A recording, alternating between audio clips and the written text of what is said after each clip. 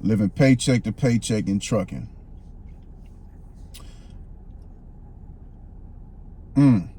Something a lot of people going through. But one thing that I've come to realize in life, in general, it's not a title game. It's not a college degree game. How much you make, it matters, but at some points in time, that don't matter. It's a money game. It's all a money game. I remember years ago when I first started becoming a little bit start getting a little bit of financial literacy, and I realized, I'm like, well, why didn't you never teach us this shit in school? And I became angry at the system.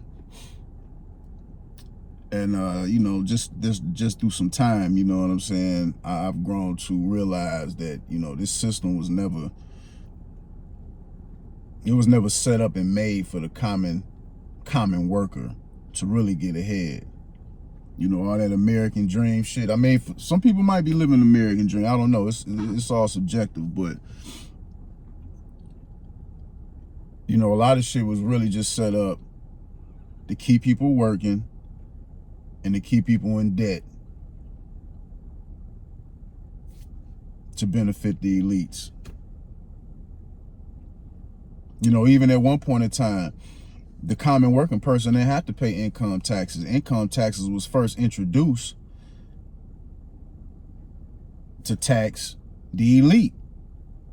You know what I'm saying? The quote unquote 1% in the early 1900s. And then through time, they eventually set that shit up for everybody to have to pay income taxes. This shit was never set up for the common working man, a common working woman to get rich. The people who get rich and become wealthy, those are people that make smart money decisions with what they got or what they working with.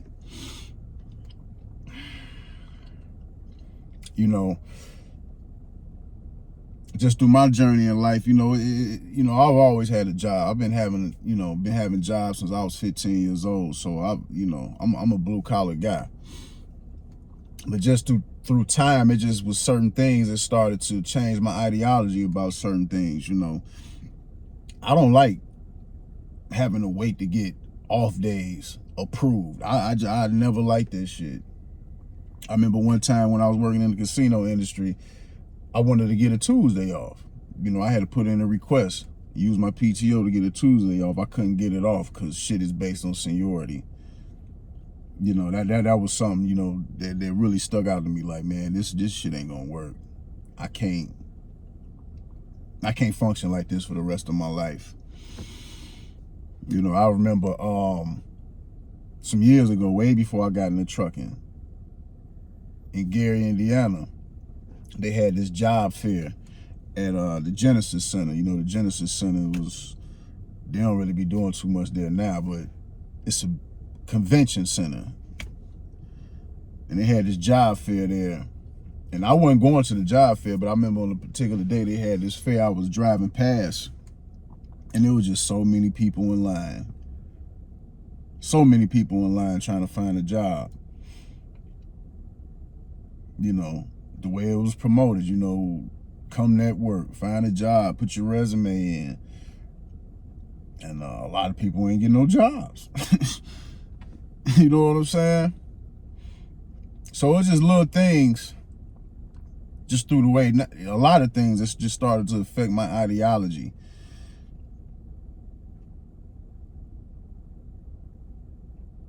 When it comes to jobs, money, finance, all that different type of shit. And that's one of the main reasons I got into trucking. I had a wider scope of what this shit could be and what you can make it, and understood from the very beginning, you know, you can get in trucking and make this shit what you want it to be. So many different avenues. You can get in trucking and find you a good job. You know, you want you a good paying job, 100K a year plus or whatever, you can find that. You want independence, you can get that. But everything involves work, time, planning, patience. And the difference between a lot of people that's doing good and who's struggling is the money game. It's a money game. That's why I don't get caught up in titles and shit. You know, I've always said this shit from earlier videos that I made. Who cares about if you're an owner operator? Who cares if you're a company driver? Them titles don't matter. It's the money game. Because right now, it's company drivers is doing better than a lot of owner operators. That's a fact. But you know, when I first came in the game, the term owner operator, it just held a higher prestige in my mind. And now I know what this shit is all about. And there's a lot to come with that. You know, you just don't become an owner operator and shit just automatically just change. You know what I'm saying? It don't work like that. You know, I worked company for 5 years and shit, just to be honest, I felt my highest point of financial freedom was when I was a company driver, like right before I jumped into being an owner operator. Yeah. It's more money to be made. You know, you can make more revenue being an owner operator. But it shit that come with that. You know, when you're a company driver, let's just say if you're a company driver, you got 50,000 stacked up right now. And shit, you balling to a certain degree. And I use the term balling as an extreme, just for lack of better terms. You know what I'm saying? You're not balling, but you're balling. And I mean that in the context of 50,000 saved up as a company driver. You don't have to worry about paying no truck notes. You don't have to worry about maintenance, repairs, breakdowns. You don't have to worry about paying taxes. You don't have to worry about paying a highway tax every year. You don't have to worry about this shit attacking your money. But with 50,000, being an owner operator, your money can get attacked. Yeah, this should feel, at times it'll feel like piranhas are ganging up on you. So, you know, I don't necessarily have no problems being an owner operator, but I just see being a company driver at times it's not all that bad. Like it's all about the mindset and it's a money game. It's all about how you use your money. It's all about what you do with the money. Sometimes how much money you make or how much money a person make, that shit don't matter. You can be grossing $400,000 a year and still be living check to check. You could be making $100,000 a year and be ahead of the game, or making less and be ahead of the game. When I was a company driver, you know, once I got my groove in and you know what I'm saying, money coming in consistent, able to stack, I was ahead of the game of a lot of people.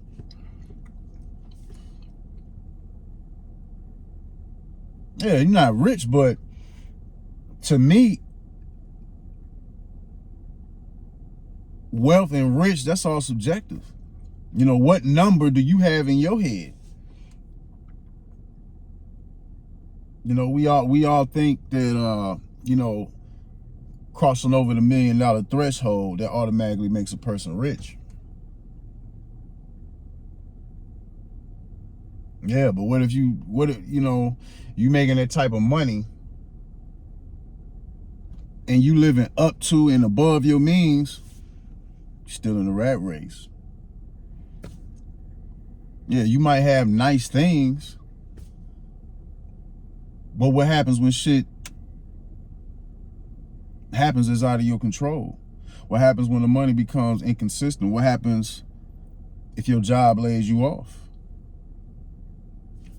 Then you still got to maintain all this nice shit. Might end up losing it. I much rather, and which I have, this is based on real shit. I much rather drive a 20-year-old Buick and have my paper stacked up and not have to worry about paying bills and living paycheck to paycheck than to be driving a Mercedes Benz and be in debt and barely able to afford this shit. That's part of the reason why I was able to stack my bread up. For a long time, I ain't had no car note. Last car I had, 2002 Buick LeSabre. And Buick LeSabres, the models from 2000 to 2006, those are great fucking cars. Great. If you take care of them, them cars will last you. I've had 2 of them in my lifetime. The first Buick I had was a 2000 Buick LeSabre that I bought in 2010. It was 10 years old. That car lasted me for 10 years. With half-ass maintenance. You know what I'm saying? I didn't, them cars will last a long time. Yeah, so, it was a point in time, just to make a long story short, I spoke on this in an earlier video, but just to make a long story short, somebody that I thought had more money than me and was doing better than me had to ask me for a loan. This person was driving a brand new foreign luxury vehicle, house in a prestigious neighborhood,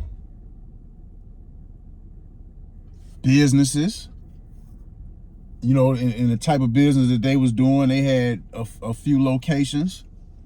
You know what I'm saying?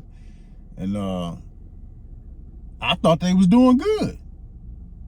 They was doing better than me. At this particular time, I'm driving a 2002 Buick LeSabre, living in a modest apartment of a duplex. Nothing fancy. But I had a conversation with this person one time. And like I said, I was cool with this person.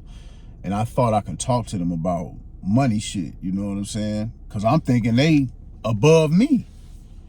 I'm telling them like, hey man, this is what I'm working with. This is what I'm finna do. This was right before I became an owner operator. I'm finna do this. I'm finna do that. And they turned right around and asked me to borrow some money. The most money I ever been asked to loan in my life. And to make a long story short, because I fuck with this person, I loaned them the money and they paid me back on time. They paid me back. And then a couple months later, then they asked me for another loan. Like, hold on now. We not finna do this. Can't do this. But I bring up that story just to say, like, everything don't look like what it seems. Everything does not look like what it seems, fam. That's why I say, man, don't get caught up in titles. And that's crazy, man. Here I am. I'm driving an old car, living in a modest apartment. This person had what would look like the American dream, but they couldn't afford to keep that shit up. It's a real story. I knew shit like this was going on, but that right there was like a real wake-up call. Like, this person driving a foreign luxury, German engineered. I'm driving this old ass Buick and you asking me for money? It don't make sense. I remember another time, man, when I was working at my last job. Company truck broke down. And basically altogether, I had where I was broke down at, I had to stay there stay in that town, stay in a hotel for about a week. So, you know, when you're a company driver, you don't have to worry about this shit. The company pay for your hotel and all that different type of shit. So the hotel I was staying in, the first night, the company paid for it. You know, you got to call, I forgot, but whatever department that handles, you know, breakdown department for whoever handles paying for that type of shit, hotels, whatever. So they paid for the shit the first night. And then the second day, because I stayed in this place for about a week. So the second day, I went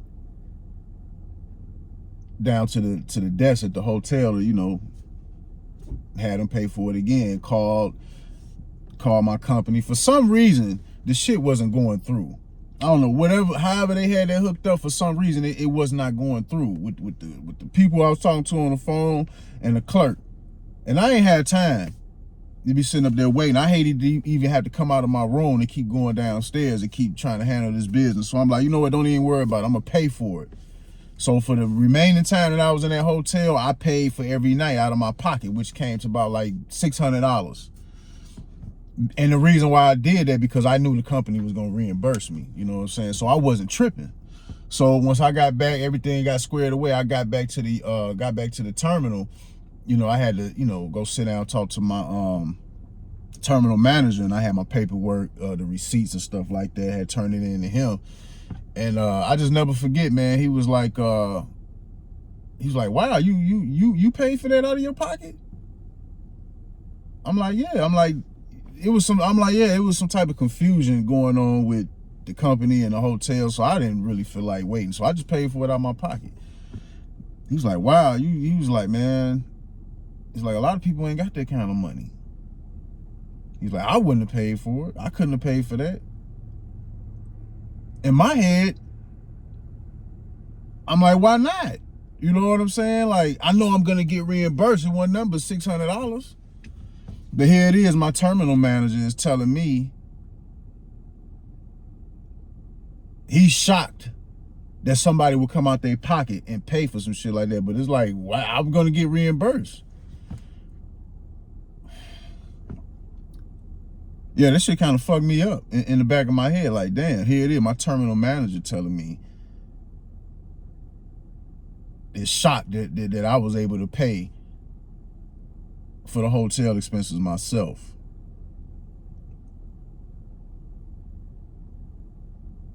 That's a real problem.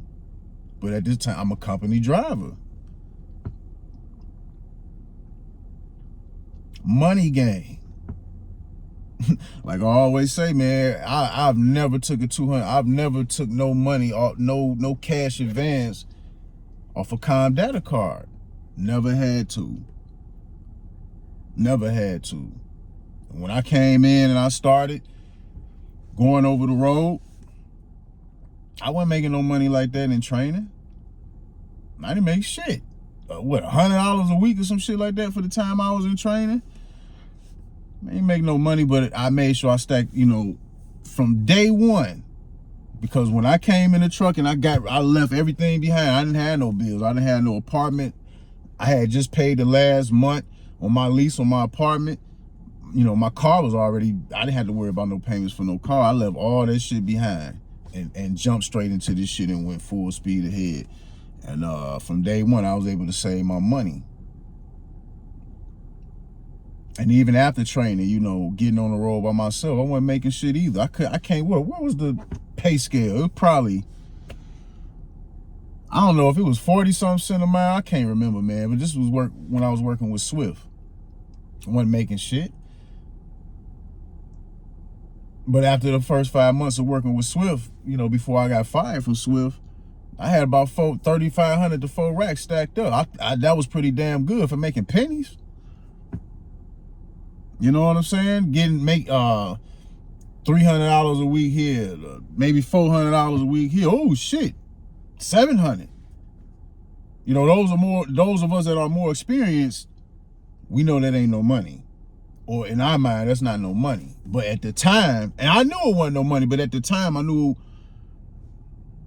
already knew what it was. So whatever I can get You know what I'm saying? I was stacking this shit up. Pennies.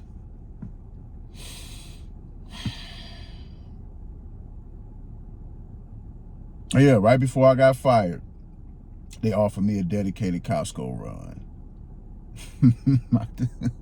I think I made like 2 runs. And after that, that was it. But I think the highest I made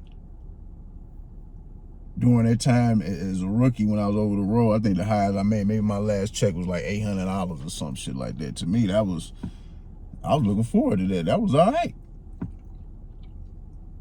But I made it do what it do with what I had.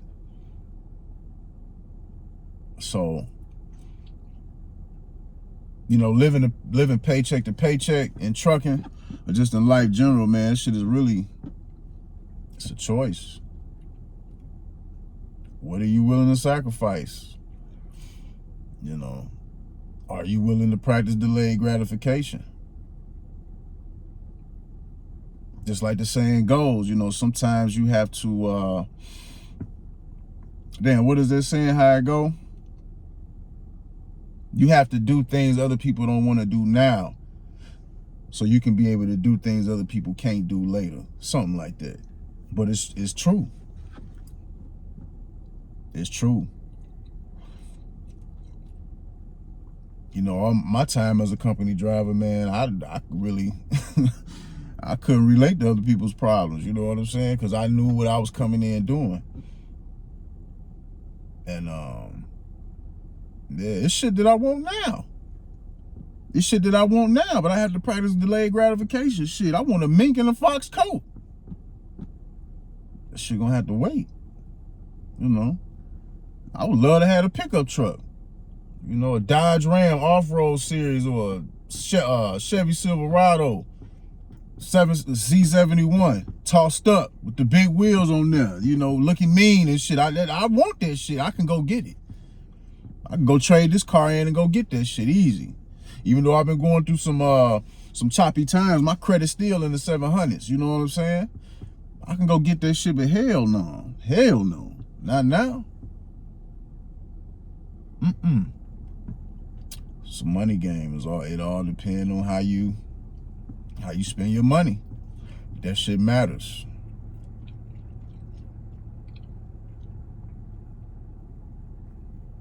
You know, that's why I speak highly of OTR. You know, I don't knock nobody that want to go local. That's everybody got their own preference. That's what trucking is set up for you to be able to make choices. But I just know from experience, I've done local, regional, OTR, and I understand the things surrounding, you know, even shit out in life that can affect your trucking in each one of those categories of running. It's easy to save money when you OTR, even if you ain't making a whole lot. It's easier to save money. I know what it's like to work local. Because when I started working local, I started spending money. You know, one spending above my mean, but you spending money. You know, now you worried about getting fresh. You know, more money started coming out my pocket when I had to go local. So that's why I speak up on you know, OTR. But and the only reason I do that because I know a lot of people was coming in and the route that they going, they have to go OTR. You know, everybody can't afford to pay for their own schooling independently. So some people choose to go that route to get their schooling for a company, and you know, you got to get pimped on. So I just speak on the advantages of that, because hell yeah, if it was promised to me, I wouldn't have went OTR if I ain't have to when I first came into the game. If I knew I could just go get my CDL and come in and get a good local job, hell yeah. Would have went straight local. But having to go OTR, I adapted my mind to it, and I seen the advantages of OTR. But at some point in time, especially like with trucking, man, sometimes you got to look at this shit and treat this shit like going to the service, like going to the Marines. You know, you had to be all in. And people in the Marines, in the service, when they cadets or whatever, I don't quite know the rankings in order, but they don't make no money either. But one thing I remember, like when we was young, people, we get out of school and you had people that go to the service and they come back after a little while, they have a little paper stacked up. They be having a little paper stacked up. Just because they living off the base, they living off the government. And they don't have to spend money like that if they don't want to. I can't really pinpoint at what time in a military person's career when they move off the base, but yeah, if you go into the military, you could just let that money set up. You ain't gotta touch nothing. You living off them. You know what I'm saying? And it's the same way you kind of gotta look at it in trucking, depending on which way you going. You going OTR, you live off the company. Yeah, you giving up time. Yeah, you getting paid pennies on a mile, pennies on a dollar. You sacrificing a lot. But it all depends on how you look at it and how you using your money.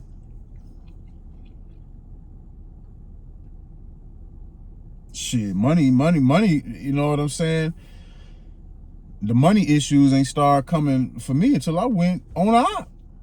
Money been good. Situations have been rocky. But when I was a company driver, shit was smooth. That's another point, man.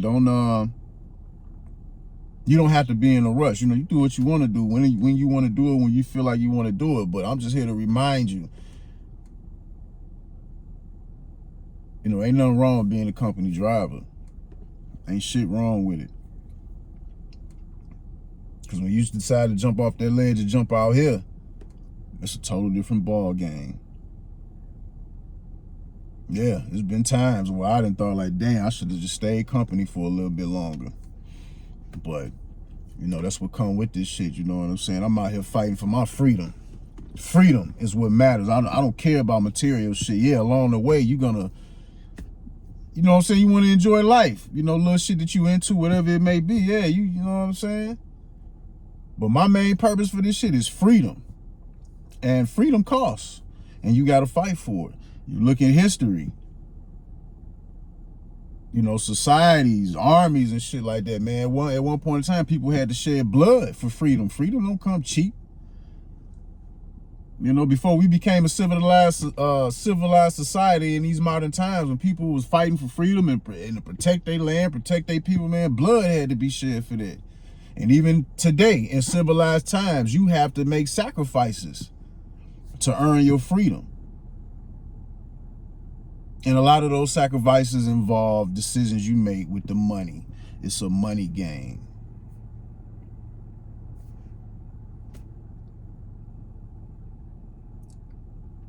So, just think about that, man.